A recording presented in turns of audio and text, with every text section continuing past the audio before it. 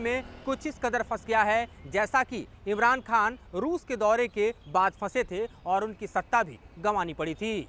नमस्कार, मैं हूं मधुरेंद्र कुमार और आप देख रहे हैं मेरे साथ रणनीति। दरअसल इब्राहिम रईसी के पाकिस्तान दौरे पर दुनिया भर की निगाहें इसलिए भी टिकी हुई हैं क्योंकि ईरान और पाकिस्तान अगर इस्लामिक ब्रदरहुड के तहत एक दूसरे के साथ बच जाते हैं तो ये दरअसल एक नए अलाइनमेंट को क्रिएट करेगा। और इसीलिए इस दौरे पर सबसे ज़्यादा अगर किसी ने नजरें टिकाई है तो अमेरिका है और इजराइल है, क्योंकि इस वक्त इजराइल और ख़ास तौर पर ईरान के बीच जिस तरह के जंगी हालात हैं, इन हालात के बीच में ईरान को अगर पाकिस्तान जैसा एक मजबूत पार्टनर मिलता है जो कि सामरिक महत्व से अति महत्वपूर्ण है, जो कि न्यूक्लियर संपन्न देश है, जिसके पास चीन की मिसाइल टेक्नोलॉजी है और जिसके पास दरअसल इस वक्त चीन और अमेरिका दोनों की तरफ से ट्रांसफ़र किए गए वेपन्स हैं, वेपनरीज हैं और टेक्नोलॉजी है, तो अपने आप में ईरान के लिए ये एक बड़ी ताकत बनकर उभरेगा। ये अपने आप में अमेरिका और इजराइल के लिए एक बड़ा चैलेंज पेश करेगा। और इसीलिए देखिए कि इब्राहिम रईसी के पाकिस्तान दौरे के बाद जो मची हुई खलबली है उसमें अमेरिका ने पूरी तरह से देखें तो अपनी भवें टेढ़ी कर ली है।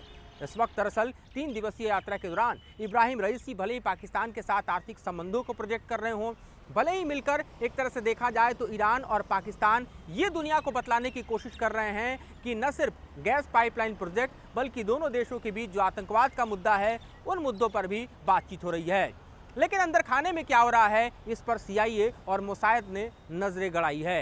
मोसाद और CIA ये ट्रैप करने की कोशिश कर रहे हैं कि इस दौरे के दौरान ईरान और पाकिस्तान जो हैं वो सामरिक महत्व के किस तरह के एग्रीमेंट को आगे बढ़ाना चाहते हैं। क्या पाकिस्तान ईरान को अपने न्यूक्लियर फार्मूले से एक तरह से लैस करेगा? क्या पाकिस्तान ईरान को और ज़्यादा मिसाइल की ताकत दे सकता है? क्योंकि आप यूँ समझिए कि इसकी भनक पहले ही दरअसल अमेरिका को लग चुकी थी और इसीलिए मिसाइल खास तौर पे बैलिस्टिक मिसाइल बनाने की जो पाकिस्तान की ताकत है उस पर एक करारा प्रहार अमेरिका ने किया और 4 कंपनियों को सैंक्शन कर दिया जो कि पाकिस्तान के बैलिस्टिक मिसाइल प्रोग्राम के तहत खास तौर पर की एलिमेंट्स और कंपोनेंट्स की सप्लाई कर रहे थे, कल पुर्जे की सप्लाई कर रहे थे, प्रोपल्सन से लेकर तमाम तकनीक से जुड़े हुए जो अन्य संसाधन हैं उनकी सप्लाई कर रहे थे, जिसमें से 3 कंपनियां तो चीन की थी। उसके बाद से पाकिस्तान बौखलाए हुआ था, लेकिन दौरा शुरू हुआ और दौरे के दौरान पाकिस्तान ने दरअसल ईरान के राष्ट्रपति के इस दौरे के दौरान कश्मीर राग को छेड़कर उसने कोशिश की कि भारत को इस दौरे से चिढ़ा दिया जाए।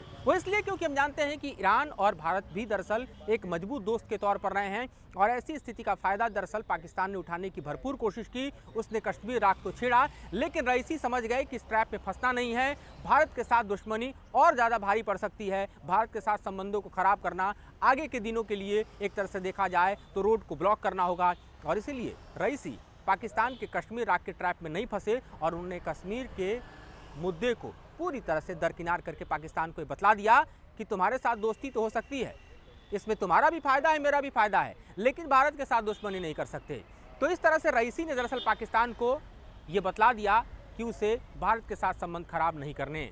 लेकिन इस वक्त के हालात में आप देखिए कि जिस तरह से पाकिस्तान और ईरान की दोस्ती बढ़ रही है उसके बाद जो सैंक्शन ईरान पर इस वक्त अमेरिका लगाने जा रहा है, क्योंकि ईरान ने 14 तारीख को लगभग 300 मिसाइल और ख़ास तौर पे ड्रोन के ज़रिए दहलाने की कोशिश की इजराइल की। और बात है कि अमेरिका ने अपने साथी देशों के साथ जैसे कि फ्रांस है, UK है, जॉर्डन है, इस पूरे हमले को हम कहें तो निस्तेनाबूद कर दिया। लेकिन अमेरिका ये जानता है कि अगर ईरान को पाकिस्तान जैसा मजबूत स्ट्रेटजिक पार्टनर मिलता है तो ये अपने आप में देखिए तो नया चैलेंज इजराइल के लिए खड़ा करेगा और इजराइल के लिए खड़ा करेगा तो अमेरिका के लिए भी खड़ा करेगा। और इसीलिए ये देखना बेहद दिलचस्प है कि इस दौरे के दौरान क्या न्यूक्लियर टेक्नोलॉजी को लेकर ईरान और पाकिस्तान के बीच कुछ खिचड़ी पकती है, क्या मिसाइलों को लेकर कोई खिचड़ी पकती है, या फिर जो प्रॉक्सीज हैं ईरान के जैसे कि हूती है, जैसे कि हिजबुल्ला है, इनको जो सप्लाई लाइन और सप्लाई चेन पाकिस्तान के जरिए क्रिएट करनी है जिसको लेकर पहले भी तमाम खबरें सामने आई थी, उसमें कुछ नया ऐड ऑन होना है। तो ये समूचा घटनाक्रम कुछ ऐसा है जिस घटनाक्रम पर हम देखें तो सबकी निगाहें टिकी हुई है। इस घटनाक्रम पर हम देखें तो दरअसल सबसे ज़्यादा अमेरिका बौखलाया हुआ है और ये दरअसल इसलिए क्योंकि शहबाज शरीफ न सिर्फ इब्राहिम रईसी का स्वागत कर रहे हैं बल्कि उनके साथ भोज भी कर रहे हैं। इस दौरे का महत्व इस बात से भी आप समझ सकते हैं कि इस्लामाबाद से कराची तक छुट्टियां कर दी गई हैं, ये इलाके सील कर दी गए हैं, पूरी तरह से सुरक्षा के घेरे में हैं, लिहाजा कोई भी यहाँ पर परिंदा पर न मार पाए, इब्राहिम रईसी के ऊपर कोई हमला न हो, इब्राहिम रईसी के इस यात्रा में कोई खलल न पड़े, इसकी जिम्मेदारी आईएसआई और पाकिस्तान की आर्मी ने खुद उठा रखी है। लेकिन जरा इतिहास में आपको लेकर चलते हैं और बतलाते हैं कि पाकिस्तान और ईरान के बीच रिश्ते रहे क्या। तो दरअसल आपको 1979 के पहले जाना होगा। पाकिस्तान भारत के साथ अलग हुआ एक ऐसा मुल्क था जिसको पहले किसी देश ने मान्यता प्रदान की तो ईरान ने दी। और 1950 में आप देखिए तो लियाकत अली और उस वक्त के रजा पहलवी जो कि ईरान के राष्ट्राध्यक्ष हैं, उनके बीच का जो करार है वो अपने आप में बतलाने के लिए काफ़ी है कि किस तरह से ईरान और पाकिस्तान के रिश्ते पाकिस्तान के निर्माण के साथ ही आगे बढ़े थे। और पहला दूतावास अगर पाकिस्तान ने कहीं खोला था तो ईरान में खोला था। ये और बात है कि 1979 में जब इस्लामिक रिवोल्यूशन हुआ उस वक्त ईरान की सत्ता पलटी और ईरान की ताकत पूरी तरह से सुप्रीम लीडर आयतुल्लाह खमैनी के हाथ में आ गई। खमैनी शिया बहुल एक ऐसे मुस्लिम देश को लीड कर रहे थे जिसकी ताकत को दरअसल पाकिस्तान चैलेंज करने लगा। और तब ये देखा गया कि पाकिस्तान में जो शिया हैं उन पर सुन्नी अत्याचार करने लगे, फिर संबंध खराब होने लगे और ईरान और पाकिस्तान के जो संबंध खराब हुए उस दौर से सुधरने का नाम नहीं ले रहे थे। लेकिन ईरान एक ऐसा मुल्क है जो दरअसल इस वक्त अलग थलग पड़ा हुआ है।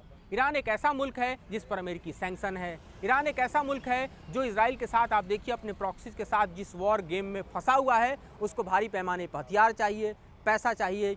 और फिर से आप देखिए कि ईरान ने पाकिस्तान के साथ अपनी पुरानी दोस्ती की पोटली खोल दी। 14 तारीख को ईरान हमला करता है इजराइल पर और 15 तारीख को ही ईरान की तरफ से पाकिस्तान को पेशकश की जाती है कि रईसी पाकिस्तान आना चाहते हैं। किसी भी ईरान के राष्ट्राध्यक्ष का यह दौरा तकरीबन 7 साल के अंतराल में हो रहा है, तो आप समझ सकते हैं कि ईरान और पाकिस्तान के संबंध कैसे रहे हैं। ये वो दोनों देश हैं जो जनवरी के महीने पर एक दूसरे के ऊपर एयर स्ट्राइक कर रहे थे, क्योंकि ईरान के ऊपर सबसे बड़ा कोई आतंकी खतरा है तो जैश-ए-अदल का है। और वो जैश-ए-अदल कहीं और से नहीं, पाकिस्तान से संचालित होता है, जिस पर ईरान ने हमला किया था, पलटवार पाकिस्तान ने भी किया था। लेकिन दोनों ही देशों के बीच रिश्ते किस तरह से पटरी पर आए हैं ये भी समझना दिलचस्प है। और इसके पीछे कोई और नहीं, इसके पीछे चीन का एक बड़ा रोल दिखाई दे रहा है, जिसने अमेरिका को पाकिस्तान की ज़मीन से आउट कर एक बड़ा स्ट्रेटजिक और इकोनॉमिक स्पेस लिया है। हम ये भी जानते हैं कि अमेरिका री एंटर करने की कोशिश जो है पाकिस्तान की ज़मीन पर कर रहा था और बाइडेन ने शहबाज शरीफ की नवनिर्वाचित सरकार को बधाइयाँ भी भेजी थी। और इन बधाइयों के जरिए लगता था कि अमेरिका और पाकिस्तान के रिश्ते पटरी पर आएंगे। लेकिन जिस तरह से शहबाज शरीफ ने ईरान की तरफ रुख किया, या यूँ कहें कि ईरान ने पाकिस्तान की तरफ रुख किया, ये अपने आप में बतलाने के लिए काफ़ी है कि अब अमेरिका और पाकिस्तान के बीच रिश्ते कतई नहीं सुधर सकते। और ऐसी स्थिति में दरअसल चीन भी कभी नहीं चाहेगा कि पाकिस्तान फिर से एक बार अमेरिका की तरफ जाए, क्योंकि चीन का एक बड़ा स्टेक जो है वो सीपेक के जरिए पाकिस्तान में है। चीन का एक तरह से देखा जाए तो strategic partner, all weather friend कोई और नहीं पाकिस्तान है। तो ऐसे में चीन क्यों चाहेगा कि पाकिस्तान फिर से अमेरिका के साथ अपने संबंधों को साधे। बशर्ते चीन देखिए किस तरह से ईरान और पाकिस्तान के बीच रिश्तों को आगे बढ़ा रहा है। और ऐसे में आप यूँ समझिए कि ये दरअसल ईरान और पाकिस्तान के बीच के जो संबंध हैं वो अमेरिका के आंखों में इस वक्त सबसे ज़्यादा चुभ रहे हैं। देखना यह है कि इसके खिलाफ आने वाले दिनों में अमेरिका किस तरह के स्टेप्स उठाता है ईरान के साथ। क्या पाकिस्तान को भी आने वाले दिनों में और सैंक्शन झेलना पड़ता है, क्योंकि IMF कुछ ही दिनों के बाद दरअसल अपना रिपोर्ट पाकिस्तान को लेकर जारी करने वाला है। और तब आपको समझ में आएगा कि अमेरिका ने पाकिस्तान के खिलाफ क्या खेल किया है। फिलहाल इस विषय पर इतना ही। आगे और जानकारी और ज़्यादा विश्लेषण के साथ इस विषय पर आपके समक्ष हाजिर होंगे और बताएंगे कि इस मोर्चे पर क्या होने वाला है। फिलहाल मुझे और